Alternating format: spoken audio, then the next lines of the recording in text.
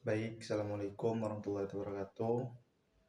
Di sini kami dari kelompok 1 ingin menjelaskan materi terkait pelecehan seksual.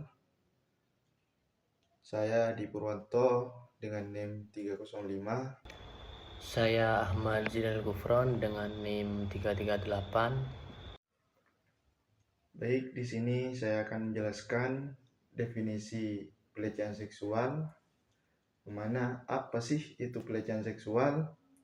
Pelecehan seksual yaitu suatu tindakan yang bersifat seksual, baik itu fisik maupun non-fisik, yang dilakukan tanpa persetujuan dan membuat seseorang merasa tidak nyaman, takut, atau terhina.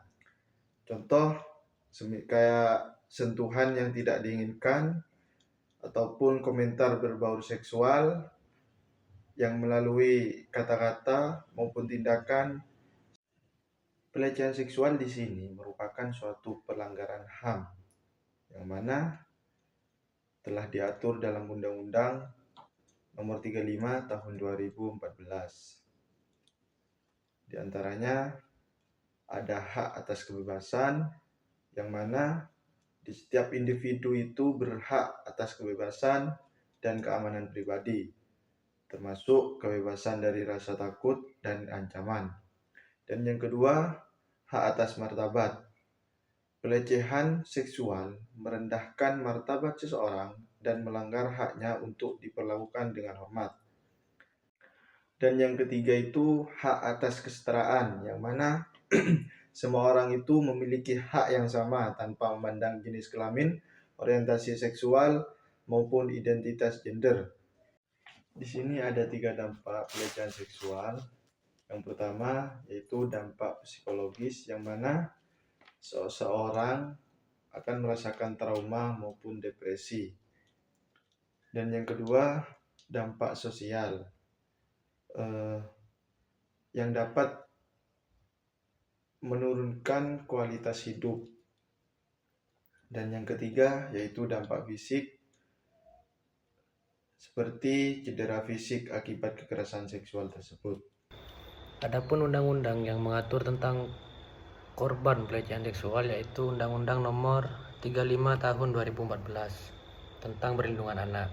Antara lain, hak-hak korban, yang mana korban berhak untuk mendapatkan perlindungan, bantuan hukum, dan keadilan.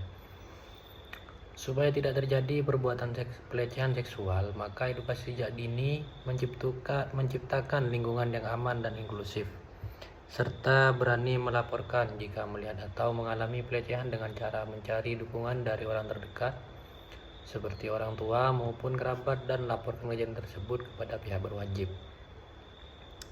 Dari penjelasan di atas, ada beberapa jenis pelecehan, yaitu pelecehan seksual di tempat kerja, di sekolah, dalam keluarga, maupun di tempat umum, dermaga, alun-alun, dan lain-lain.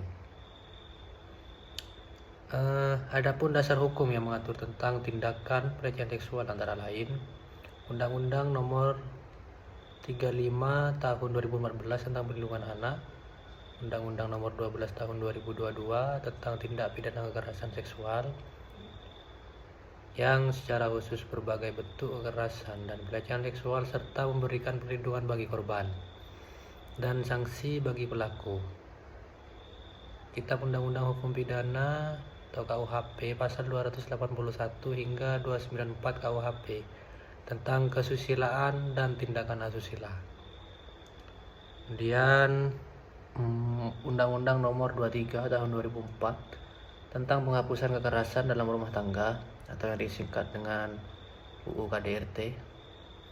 Undang-undang ini juga mengatur tentang kekerasan seksual yang terjadi dalam rumah tangga. Kemudian yang terakhir adalah Undang-Undang Nomor 19 Tahun 2016 tentang informasi dan transaksi elektronik atau UU ITE. Jika pelecehan seksual dilakukan secara daring seperti menyebarkan aib seseorang, entah itu berbentuk foto maupun video yang menimbulkan orang tersebut merasa cemas.